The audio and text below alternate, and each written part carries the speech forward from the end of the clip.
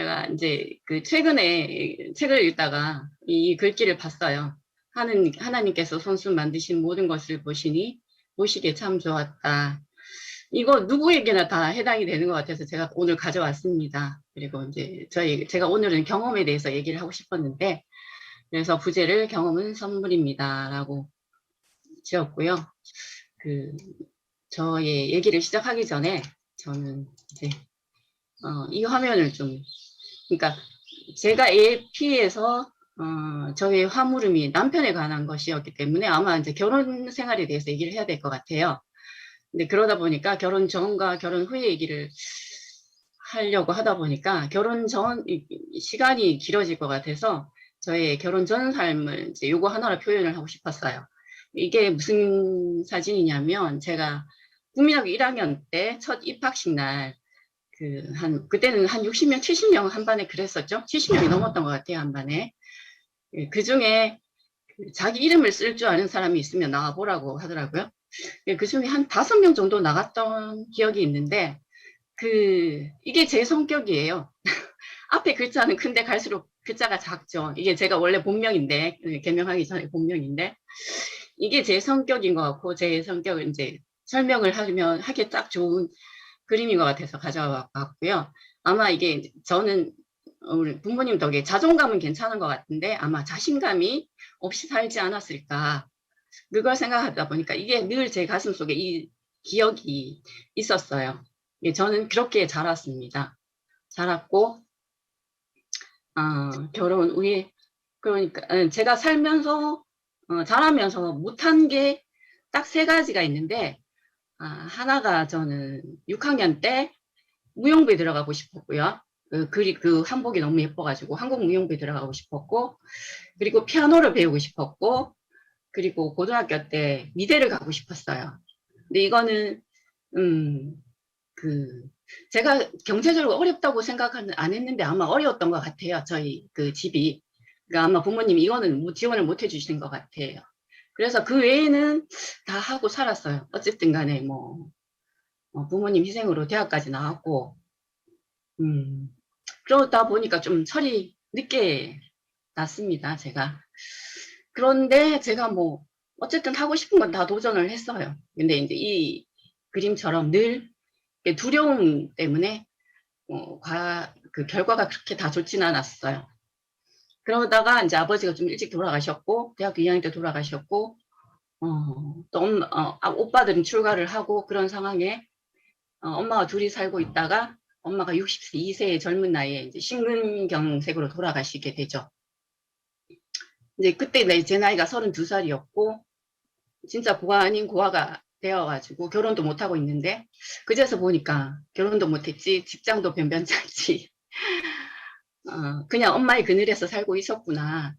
그랬습니다. 그러다가 이제 그 주위에서 걱정이 되니까 이리저리 선자리를 알아봐줘서, 그 전에 얘기하기에 엄마가 이렇게 얘기한 기억이 나요. 네가 결혼을 이렇게 늦게 할지 몰랐다. 워낙 연락 오는 사람도 많았고 활동도 많이 하고 이래서 네가 이렇게 결혼을 안 하고 있을지 몰랐다 이러더라고요. 그러던 차례 이제 엄마가 그렇게 돌아가시니까 이제 급하게 결혼을 한 거죠. 그 남편 소개를 받아가지고. 근데 그때 참 고민을 많이 하긴 했어요, 사실은. 근데 워낙 제 형 상황이 그렇다 보니까 그거 하나 봤어요. 이 남편이 아침에 새벽에 일어학원을 다니고 있더라고요. 공부를 하고 있으니까 뭔가 해도 하겠지 싶어서 했는데, 신혼여행을 딱 갔다 보니까 학원도 끊고 한 달 만에 직장을 그만두더라고요. 근데 이제 아마 그 직장을 미리 그만두고 싶었는데 직장이 없으면 결혼을 못 할까봐 좀 미뤘던 게 아닐까라고 이제 짐작을 하고 있어요. 근데 이제 저도 그때 직장을 다니고 있긴 했지만, 한 5, 6개월 지나서 임신을 하고 나니까 입덧이 너무 심해가지고 도저히 아침에 일어날 수가 없는 거예요. 그 입덧이 아이를 낳는 날까지 하더라고요, 제가. 첫애를.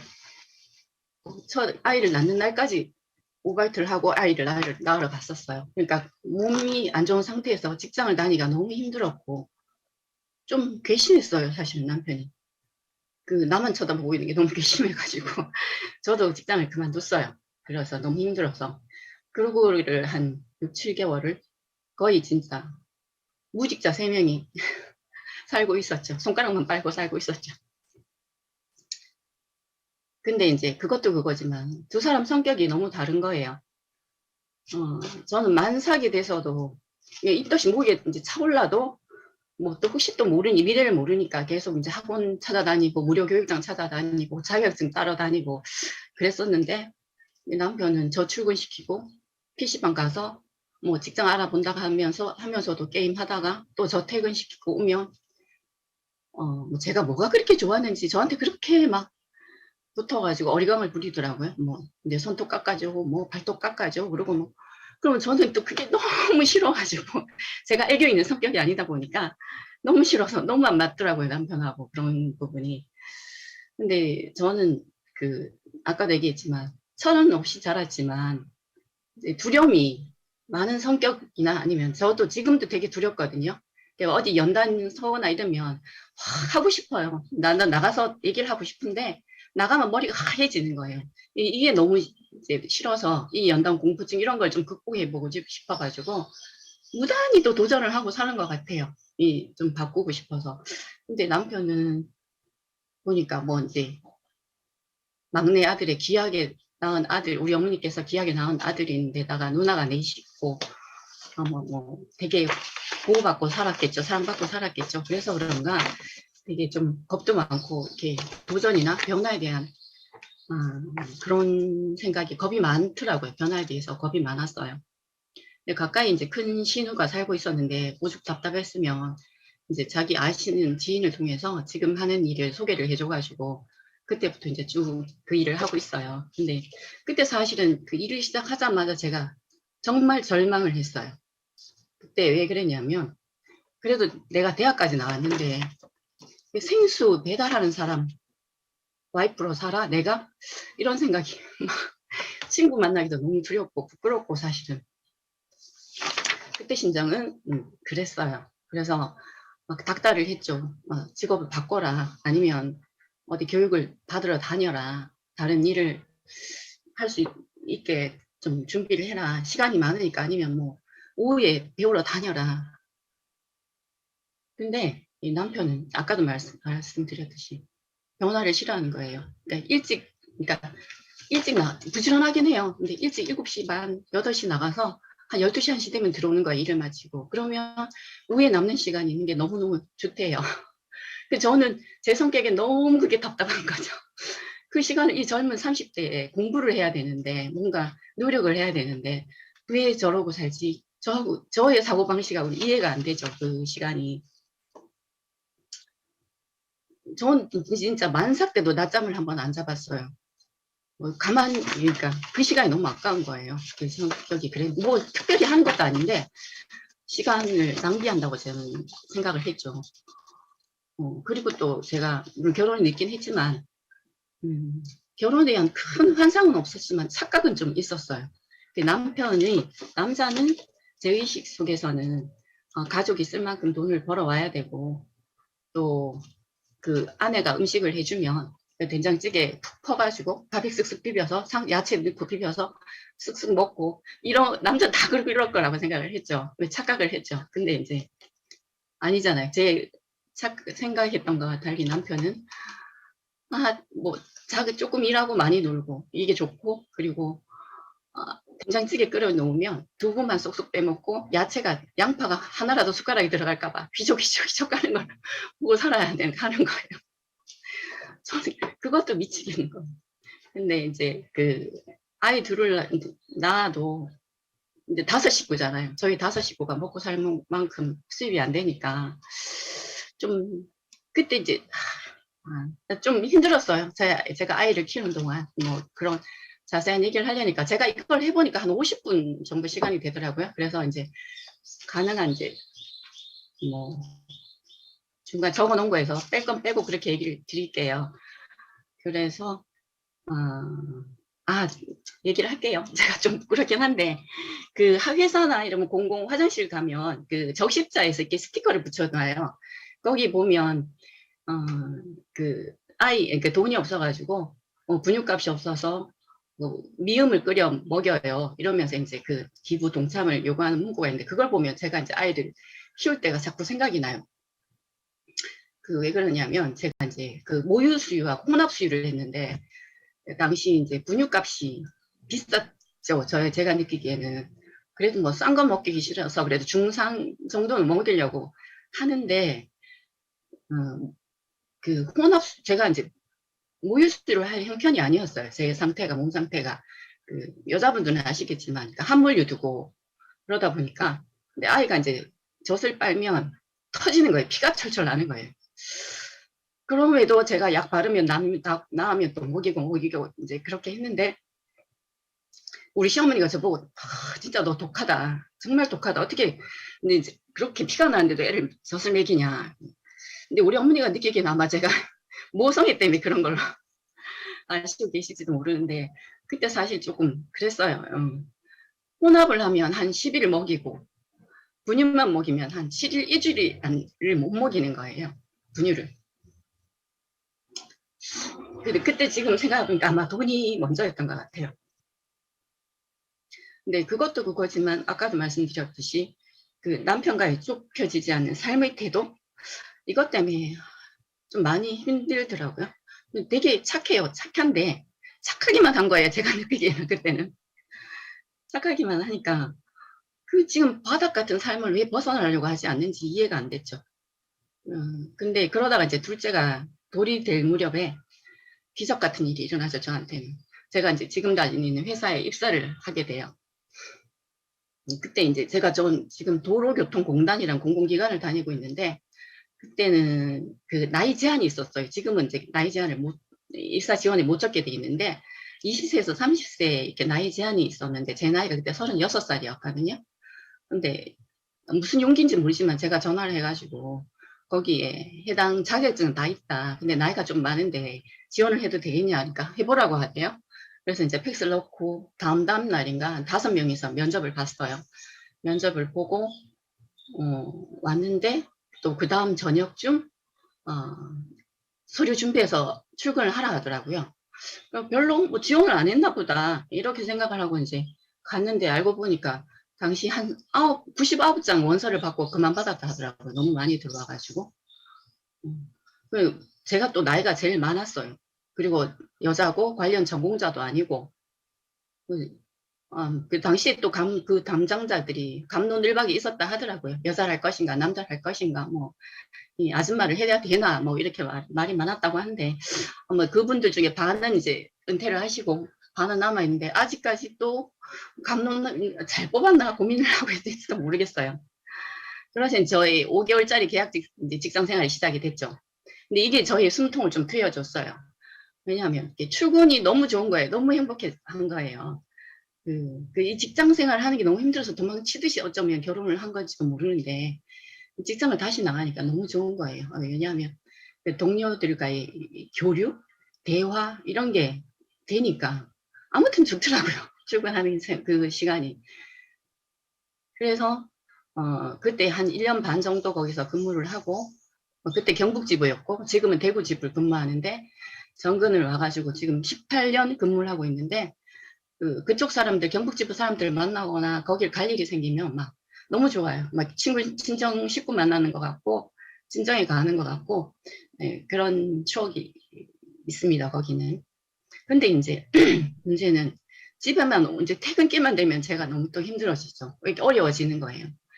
회사에서는 이렇게 내가 잘 관계하고 잘 사는데 왜 집에만 가면 안 되지? 시어머니 말도 귀에 가시 같고 남편은 또 여전히 무능하고 나보다 또 더 힘든 사람도 TV에 보면 많던데 그 사람들은 참 화목하게 사는 사람도 있던데 왜 나만 이렇게 불행한 걸까? 이제 그때 생각을 하게 되죠. 둘 중 하나다. 내가 이 문제를 해결을 하든지 아니면 이혼을 하든지. 그래서 사실 그 전부터도 몇 번 남편한테 좀 내가 나쁜 년이지만 이혼 얘기를 몇 번씩이나 꺼내긴 했어요. 그 착한 사람한테. 근데 겁을 준 건지 모르겠지만 제가 아마 엄마가 살아 계셨으면 아마 집 갔을지도 모르겠어요. 진정으로 갔을지도 모르겠는데 갈 데가 없었기 때문에 어쨌든 그렇게 살다가 제가 2017년 1월 5일 날 AAP를 찾아가게 됩니다. 근데 깨어나기 하고 나서 제가 느낀 건, 이제 다 해결됐다. 나도 이제 잘 살 수 있어. 행복하게 살 수 있어. 이런 느낌이었어요. 근데 이제 한 1년, 2년 지나니까, 시간이 또 흐르니까, 여전히 제가 보기엔 또 남편은 게을러 보이고, 사춘기가 된 딸은 나를 힘들게 하고, 아들은 또 게임에 빠져 있고, 또 모든 또 집안 짐은 또 내 어깨에 얹혀져 있는 것 같은 느낌이에요. 또 제자리가 됐구나. 또 제자리에 돌아왔구나. 나의 힘듦이. 그때 제가 생각을 했죠. 이 ALP라는 게 내가 차원이 올라가서 될 일이 아니야. 내가 내 차원만 올린다고 되는 게 아니야. 결국은 더 힘들어지네. 그때 이제 얕은 지식으로 그런 생각을 하게 됐어요. 그래서 이제 조금씩 잊고 살았죠.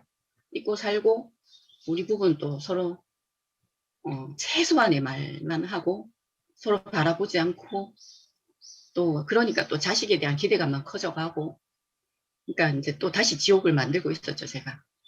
그때 그러다가 이제 인문학 백강을 하고 있다고 오빠가 얘기를 하면서 해볼래 하더라고요. 그래서 제가 또 강의 듣는 걸 좋아하니까 알았다 그러면서 이제 체프를 통해서 AAP를 다시 만나게 됐습니다. 그때 제가 꿈틀 하게 된 것 같아요. 그때 깨역이나 통비까지 하고 나서보다는 이 체프를 통해서 꿈틀을 하게 된 것 같아요. 근데 솔직히 산림마을에서 그 좋은 느낌을 갖고 돌아오더라도 이게 한두 달만 지나니까 사는 게 바빠서인지 리멤버가 잘 안 됐어요. 근데 이 체프를 하고 스승님 강의를 들을 때는 한 주간 갖고 있던 고민들이 체프를 통해서 이제 일주일간 다니니까 이게 해결되고 실천할 수 있는 게 되게 쉽게 저한테 다가왔어요. 그래서 되게 좀 신비하기도 하고 그런 신비함을 경험을 하게 되죠. 그때 이제 제가 느끼고 실천했던 거를 보면 뭐 몰입, 몰두, 제가 또 궁금했던 행복에 대한 문제를 고민하고 있을 때 저한테 주신 게 페르마, 아니면 웰빙의 삶, 또 삶을 해석하는 거, 넘어가는 법, 물어가는 법, 그리고 유머, 뭐 융합, 또 뭐 퀀텀 점프 이런 것들이 조금씩 나의 삶에 적용하니까 남편과의 소통에도 큰 도움이 되고요. 또 남편을 찬찬히 다시 보게 됐어요. 제가 처음에 AAP를 갔다 와가지고 신발을 딱 돌려놓으니까 그다음부터 남편이 따라하고 있었어요. 그리고 또 화장실 남편이 이제 바깥 화장실 청소를 하는데 앉아서 볼일 보면 화장실 청소하기가 편해 그러니까 또 그렇게 했어요. 그리고 또 본인 스스로의 추진력은 없으나 또 제가 뭐 하고자 하면 늘 뒤에서 응원을 해줬던 것 같아요. 네가 뭐 이런 말을 한 적이 없어요. 당신은 할 수 있어. 해봐. 이렇게 또 지지해 주었던 것 같아요. 그리고 뭐 어떤 집은 남편이 직장을 하도 바꿔서 머리가 아프다는데 우리 남편은 또 꾸준히 그 일을 20년 이상 하고 있답니다. 저는 처음엔 그게 또 불만이었지만 그것만이 참 감사한 일이더라고요. 그리고 또 변화도 있었어요, 사실은. 그 생수업에서 지금은 정수기업을 하니까 뭐 작지만 작은 퀀텀 점프가 된 거겠죠.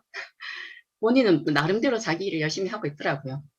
그래가지고 그리고 또 맨날 저녁이 되면 또 막 우스갯소리를 하는데 애들이 막 썩소를 날려요. 그럼에도 와가지고 또 끊임없이 얘기를 하거든요. 근데 그때 이제 이 남편이 유머를 하고 있구나. 그때부터 웃어주기 시작했죠 제가. 그 전에는 되게 무시하고 썩소 올려 그런 거를 아직에 간다고 이제 무시하고 이랬는데 제가 먼저 웃어줬어요. 그러니까 이제 우리 딸이 하는 말이 이제 부부가 어떻게 자꾸 그렇게 똑같아지냐고. 그러더니 이제 좀 이렇게 썩소도 덜 날리고 우리 딸이 그렇게 하더라고요. 그래서 제가 이제 그 다음에 알아차린 게 나만 귀한 사람이라고 생각을 했는데 알고 보니까 남편도 참 귀한 사람이었고 그리고 그걸 또 몰라줬던 게 참 미안했습니다. 이게 사실은 삶이 크게 변한 건 없는데 제가 불행하다 해석을 하고 있었고 지금은 그래요. 같은 삶인데 참 감사하다고 생각하는 게 많아요. 그렇게 남편도 있고 또 참 이 정도 살면 참 괜찮다라고 생각을 하게 됐어요. 제가. 그리고 제가 그림을 그리고 싶었는데 딸은 지금 그림을 하고 있어요. 산업미술을 하고 있고 제가 피아노를 배우고 싶었는데 어느 날 보니까 아들이 얘가 악보도 볼 줄 모르는데 피아노를 치고 기타를 치고 그렇게 하고 있더라고요. 그런 것도 되게 감사하고 내가 꼭 뭐 걔들한테 나를 대신해서 해달라고 한 적은 없는데 그것도 참 신기한 경험이었어요. 그런데 또 이런 것도 사실 좀 또 까먹어요. 또 까먹고 또 기억도 안 좋아지고 이러다 보니까 또 다시 뭐 이제 뭐 남편 또 가르치려고 그러고 애들한테 가르치려고 그런 거 있지만 또 돌아오죠. 또 다행히 이게 훈련이 되어 있다 보니까 아, 또 내가 또 이러네? 그러면서 이제 다시 알아차리죠. 이렇게 저의 첫 번째 이야기가 이 삶은 느리지만 좀 조금씩 부활하고 있다는 걸 느끼고 있습니다. 그리고 또 이제 제 두 번째 이야기는 제 개인적인 삶을 좀 얘기해 보고 싶어요.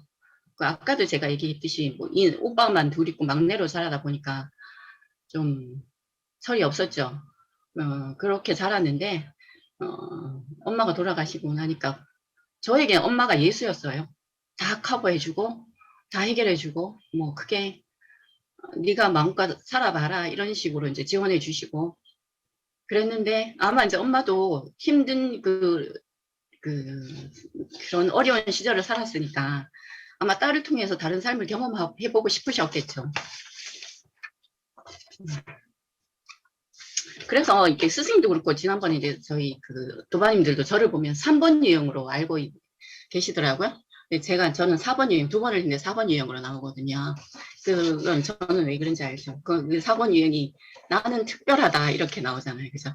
그래서 저는 좀 그런 줄 알았어요, 제가 막 어릴 적 세상은 나를 중심으로 돌아가? 막 이런 착각에도 살기도 하고 그랬어요. 근데 이제 살아보니 또 현실은 그렇지가 않더라고요. 그래서 뭐 나는 언제든 뭐 이렇게 중학교 1학년 때까지는 뭐 그런 대로 공부도 안 해도 성적도 꽤 잘 나왔어요. 근데 뭐 중2 되니까 그때부터 이제 안 하니까 툭툭 떨어지죠. 그래도 늘 그런 생각을 갖고 살았어요. 나는 언제든 맘만 먹으면 공부를 하면 돼. 이런 생각을 살았는데 뭐 결국은 경북대 떨어지고 후기로 이제 사립대를 갔어요. 사립대 비싼 사립대 입학하고 나서도 부모님한테 그렇게 미안해 하지도 않았어요. 뭐 내가 당연하지 대학 가는 게. 근데 이게 당연한 건 아니더라고요. 이게 저희 이제 직장에 같은 학번에 남자 직원이 의성 출신인데 그분이 그렇게 얘기를 해요. 자기 지역에서는 대학을 간 여학생이 한 명도 없다는 거예요. 그래서 저보고 복 받은 사람이라는 거. 무슨 소리야 나는 학교 다닐 때 진짜 널린 게 여자던데 여자고 여고를 나왔고 대학을 가보면 다 여자던데 또 인문대를 나왔으니까 다 여자들이잖아요. 근데 이제 그렇게 살았어요. 철없이 살았어요. 살았는데 그러다 보니까 뭐 이제 제가 대학을 다니면서도 확신도 별로 없었죠. 뭐 그때 1987년도 그 유명한 시절에 또 거기 휩쓸려 가가지고 그게 뭐 이제 허영심인지 모르겠지만 총학생회도 일을 해보고 뭐 또 하여간 뭐 하고 싶은 건 하면서 살았던 것 같아요. 근데 이제 제가 직장을 딱 들어와서 보니까 제가 마이너가 되어 있잖아요. 계약직이라는 마이너가. 좀 인정하기 싫었어요. 싫었지만 어쨌든 간에 제가 이때 여태껏 저라고 생각했던 부분이 많이 좀 깨지게 돼요. 그래도 이제 운 좋게 20년 정도 이 직장에 다니면서 애들 키우고 큰 도움이 됐어요. 그런데 이제 저에게 충격을 또 준 사건이 뭐냐면 그 둘째가 이제 고2 말쯤 제가 학교 선생님하고 전화 상담을 하게 됐는데 선생님이 왜 이제 전화했냐고 도연이가 어떤 상태인지 아냐고 이러는 거예요. 그래서 왜 그러냐 그러니까 밤새 뭘 하는지 모르겠지만 학교 왔었는데 1년 내에 잠만 잤다는 거예요. 너무 충격이었죠. 제가 막 진짜 있는 돈 없는 데 다 이 학원 저 학원 보내보고 뭐 지 학원에서 안 되니까 과외도 몇 과목 붙여보고 마지막에는 뭐 과외가 학원에 한 두세 배가 되잖아요. 한 과목당. 네 과목을 했었어요. 제가 거의 미치다시피. 근데 성적은 바닥이고 학교에서 잘 잤다니 정말 기함을 하겠더라고요. 근데 알고 보니까 밤새 몰래 이제 자는 척 하면서 우리가 자면 엄마가 자면 다시 일어나서 게임을 하다가 학교 가서 자는 거예요. 그 생활을 거의 뭐 1년 가까이 했더라고요. 그래가 그런 찰나에 이제 아니, 그러니까 제가 막 거의 미치죠. 거의 반 미쳐 있었어요. 잠도 못 자고. 그러다 보니까 회사 생활도 엉망이 되고, 교통사고도 내고, 뭐, 그러던 찰나에 코로나가 딱 터지면서 고3인데 학교도 뭐 안 가는 거예요. 대면 수업을 한다 그러고. 그때 이제 과외쌤도 다 달아나요. 이게 감염이 될까 두려워서 다 달아나 버리고 안 오면 뜨는 거예요. 그래서 이제 결심을 하게 되죠. 그러니까 다 사교육을 끊겠다. 그러면 너한테 독서실비만 대주겠다. 그러면서 제가 또 그 같은 독서실을 같이 다녀요. 그때부터. 왜냐하면 제가 이제 고민을 하고 있었어요.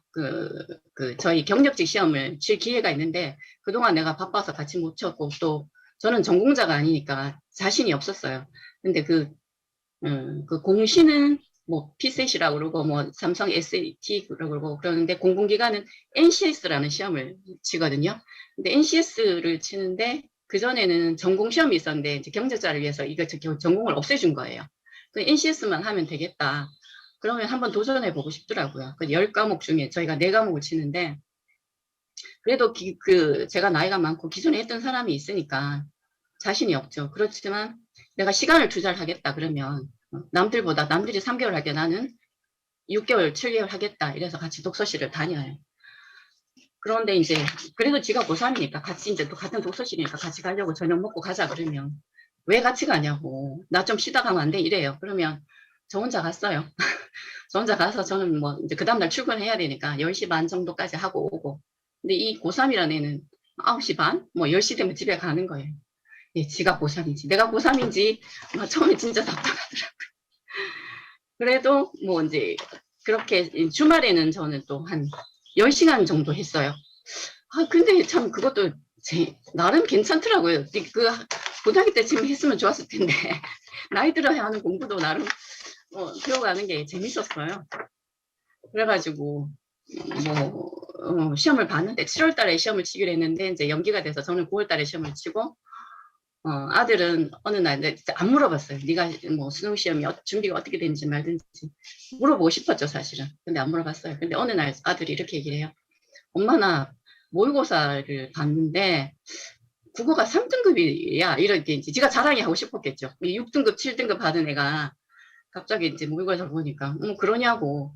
근데 아마 이제 제가 또 오히려 간섭을 안 하고 저는 이제 계속 제 일만 하고 있으니까 지가 알아서 또 뭐 방법을 찾아간 것 같아요. 지가 포기할 건 포기하고 해야 될 건 좀 해서 이제 대학은 가고 싶으니까 그동안 공부는 안 했지만 그래서 이제 그때 느낀 건 그거죠. 내가 내가 아들한테 바라는 게 있으면 내가 공부가 되든지 아니면 기다려줘야 되는 게 맞구나. 물론 이론은 알고 있었지만 그냥 좀 실제로 체득을 하게 된 거죠. 그때 이제 기억나는 인터뷰가 있어요. 그 어떤 구글에 입사한 젊은 뭐 무슨 그런 똥꼬바지 같은 그런 바지 아니 뭐죠? 똥싼 바지 같은 거 입고 샌들을 신고 뭐 이렇게 출근을 한대요. 그 직원이 구글에. 어떻게 이렇게 공부를 잘해서 구글에 가냐 이러니까 자기 엄마가 자기가 학교에서 올 시간이 되면 죽을 힘을 다해서 TV 리모컨을 껐대요. 재밌게 보던 연속극이나 드라마를 정말 얼마나 연속극이 이어져 끊어지면 너무 괴롭잖아요. 그거 보고 싶고 궁금한데 죽을 힘을 다해서 리모컨을 끄고 책을 펼치고 기다렸다는 거예요. 아들이 올 시간이 되면. 그래서 그 아들은 늘 엄마가 공부하고 책만 보는 줄 알았다. 근데 알고 보니까 나중에 엄마가 그렇게 얘기를 하더라. 그 얘기를 하면서 그래야 되는구나. 나도 진짜 좀 그렇게 할 걸. 이런 생각이 있었고요. 어쨌든 아들은 보란 듯이 담임에게 보란 듯이 저희 집에서 가까운 4년제 대학에 합격을 했어요. 그래서 그랬고 이제 그러고 나니까 제가 한 번 또 시험을 치고 나니까 또 이게 또 한 번 1차 저는 그때는 1차를 합격을 했어요. 필기에. 그래도 이제 그 주변에 조금 그런 게 있었죠. 와 대단하다 이런 얘기를 들으니까 또 한 번 더 해보고 싶은 거예요. 그래서 이제 작년에 이제 2차 시험을 쳤는데 또 2차까지 2배수까지 올라갔어요. 그래서 2차 면접까지 보고는 그때 제가 이런 생각이 들었어요. 될 수도 있겠구나. 운칠기삼이라는 게 이런 거구나. 이런 또 스토리가 좀 길어서 그런 경험을 해요. 근데 이제 저보다 이제 20살? 그때 제가 54살? 그 친구는 34살. 전공자고 그 친구하고 이제 둘이 붙었는데 솔직히 제가 붙은 줄 알았어요. 면접만 보면. 근데 어쨌든 간에 그 친구가 붙었고, 이게 또 은근 또 중독이 되대요. 시험이라는 게. 이렇게 고시 공부하는 사람들 심정이 좀 이해가 되더라고요. 그래서 이제 큰오빠가 말리기도 했지만 사실은 그럼 제가 이제 딱 3번만 해보자. 그래서 또 올해 시험을 쳤어요. 치면서 진짜 광탈했죠. 이번엔 1차에. 그런데 그 스토리. 근데 이번에 사실은 또 되게 많이 느낀 게 많았어요. 이번에 시험 공부를 하면서 이제 나이가 또 한 살 더 들었죠. 나이가 한 살 더 들은 데다가 인지력도 떨어지는 데다가 코로나도 걸려가지고 머리도 또 더 나빠졌죠. 어떻게 할 것인가. 이제 나름대로 또 연구를 했죠. 어떻게 해야지 준비를 할 수 있지. 제가 3년 동안, 물론 그 전부터도 했었지만, 꼭 지킨 게 뭐였냐면, 원만 633이었어요. 공부를 할 때 꼭 운동을 하고, 아침에 20분 꼭 스트레칭, 요가하고, 전 낮에 점심 때는 등산 50분 하고, 매일 했어요. 왜냐하면 시험 공부를 위해서. 물론 체력도 중요하지만, 공부할 때 가장 필요한 게, 운동이구나. 이런 생각을 진짜 뼈저리게 느꼈거든요. 그거 꼭 지키고, 이 집중력을 키우기 위해서 명상하고, 그렇게 공부를 했고요. 그리고 이번에 또 하나 배운 건 뭐냐면, 에스더님 책도 보면서 제가 느낀 건, 그런 거를 적어 놓으셨던데, 그 길을 모를 때는 그 길을 잘 아는 사람에게 물어보는 게 가장 현명한 방법이다. 이 문구처럼, 제가 이제 시험 잘 치는 사람들의 유튜브를 봤어요. 보고 따라 하려고. 그걸 따라 해 봤어요. 내가 이걸 하면서 왜 내가 이거 학창 시절에 이걸 안 했지? 이제 그걸 깨달은 거죠. 이런 방법이 있는데, 왜 옛날에 학교에 다닐 때 그런 애들 있잖아요. 적은 효율로 최대 효과를 내는 그런 친구들이 분명히 있단 말이죠. 나는 그걸 왜 몰랐을까? 그런데 나는 이제, 그렇지만 저는 이 나이에 지금 그걸 경험을 한 거예요. 그 경험을 한 게, 아무런 의미가 없는 게 아니라는 걸 제가 이제 알게 됐죠. 그래서, 그리고 또 사실은 제가 붙은들 이 일을 할 수 있는 적임자는 아니었어요. 저희가 이제 도로에서 하는 일이다 보니까 되게 이제 체력도 필요하고, 그런데 젊은 때야 물론 요새 뭐 남자, 여자 일을 안 가리고 하지만 많이 힘들어요. 제가 지금도 그 일을 하고 있지만 나가서 체력이 많이 필요한 일인데, 그걸 또 그 실무자로서 그 일을 할 수 있을까 사실은 그런 두려움도 많았어요. 사실 된다고 하더라도. 이렇게 저는 많은 순간순간을 제가 좀 스스로 선택하고 경험했던 것 같습니다. 그리고 또 이 경험 통해서 제가 또 부활이라는 걸 느끼고요. 그리고 또 저를 안내해 주신 스승님 감사드리고, 또 스승님 책을 보면서 감사하고, 또 스승님 안내에 또 예한 제가 또 대견하기도 해요. 사실. 그리고 또 제 안내에 기꺼이 손 내밀었을 때 손 잡아주고, 또 이곳에서 또 먼저 가고 있는 큰오빠한테도 참 감사드리고 있고요. 그리고 또 대부분 사람들이 잘 변화를 안 하려고 하잖아요. 저희 남편뿐만 아니고. 근데 이해해보겠습니다 하는 건 사실 쉽지 않은 일이라고 생각을 합니다. 근데 사실 자기가 이렇게 경험한 것은 은총이라고 생각하니까 주위에 가까운 사람한테, 아끼는 사람한테 안내를 하는 거거든요. 그 전에 이제 깨기 할 때 모닥불님이 이렇게 말씀하신 것 같아요. 지인에게. 이런 은총을 받아들이고 예하는 사람은 천운을 잡은 거다. 라고 말씀하신 말씀이 참 공감이 되고요. 저희 아들은 지금 해병대 들어가가지고 그렇게 집을 벗어나고 싶어 했는데 지금은 그렇게 집을 그리워하고 있답니다. 그리고 이제 늘 저한테 엄마 때문에, 잘못된 건 엄마 때문이라고 그랬거든요. 늘 그랬는데 이제 편지에 그렇게 뭐 그 선임자들이 그렇게 시켜서 그랬는지 모르겠지만 자기한테 해준 이런 하나를 짚으면서 여기에 대해서 엄청 고맙다고 이렇게 편지 썼더라고요. 이게 뭐 이제 돌아와서 어떻게 변할지 모르겠지만, 뭐 사람들이 전부 다 돌아오면 뭐 헛거야 이렇게 얘기하지만, 그래도 저는 믿고 싶어요. 그게 지 삶에 앞으로 큰 도움이 될 거라고 녹아서 믿고 싶고요. 그리고 이제 큰오빠가 저를 볼 때 이런 질문을 한 번씩 해요. 근데 잘 기억을 하실지 모르겠지만, 너 그 회사 언제까지 다니노? 되게 신기하다. 어떻게 이렇게 오래 다니지? 이렇게. 근데 그게 왜 신기한지 저는 또 잘 모르겠는데, 제가 이제 하티 창업 때도 이렇게 자랑처럼 이렇게 얘기를 했지만, 뭐, 제 자격증 막 이렇게 사진 보여드리면서 이렇게 했어요. 이게 위에 뭐 정보 처리 기사, 일정 보통 운전 면허, 뭐 이게 사실은 제가 그 지금 회사에 입사하게 된 증이고요. 그 끊임없이 제가 뭘 하고 있었던 것 같아요, 보니까. 이렇게. 근데 이제 이런 걸 보면서 제 자신을 보면서 제가 좀 고민이 됐어요. 저는 스승님 강의 듣고 깨기 하면서 나는 지금 나의 빨간 양말은 뭘까?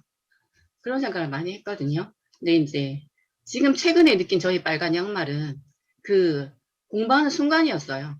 스승님께서 뭐 목적의 삶, 뭐 이제 도구의 삶, 수단의 삶 얘기했는데 아마 저는 그 순간이 그 시험 공부하는 그 자체가 저의 목적이었던 것 같아요. 왜냐하면 제가 이번에는 아침에 8시에 독서실을 가면 이제 일주일간 연차를 내고 공부를 했는데 그전에는 평일에는 저녁에 하다가 새벽에 2시간씩 하고 한 시험 전에는 한 일주일 연차를 내서 아침 8시에 독서실 가서 12시까지 늦게는 앉아 있었거든요.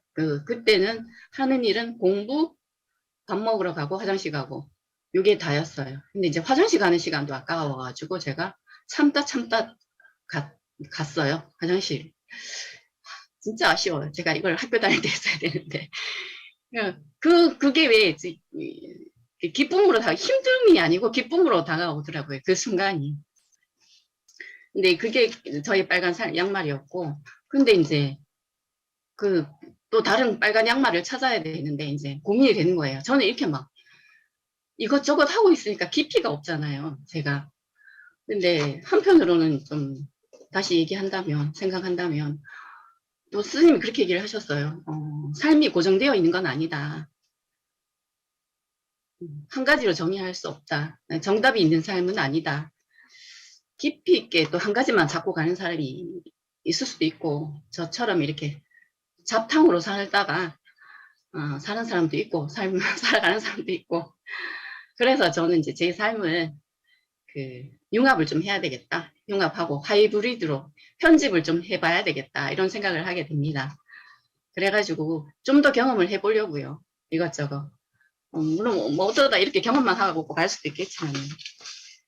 그래서 사실은 이제 최근에 저희한테 다가온 거는 환경 문제예요. 환경은 늘 제가 살면서 뭐 살림을 하면서 길을 가면서 저의 가슴에 이제 뛰게 하는 문제가 환경에 관한 거더라고요. 저 아스팔트 저거 어떡하지? 저 아파트 저거 폐기물 어떡하지?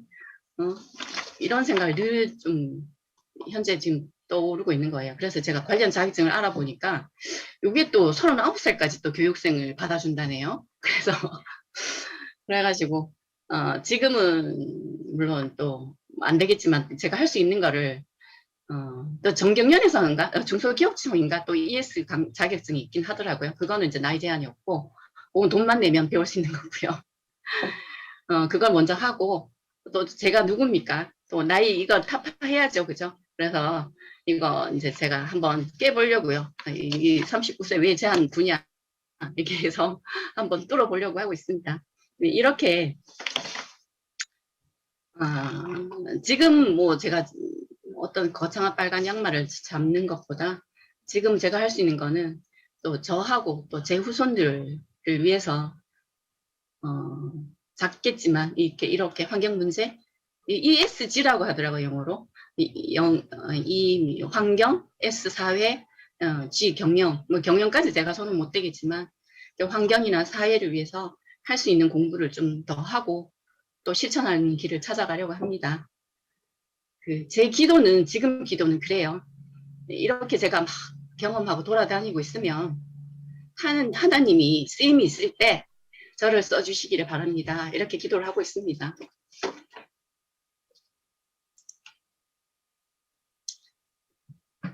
최근에 작년에 저희 남편의 손을 잡고 찍은 사진이고요.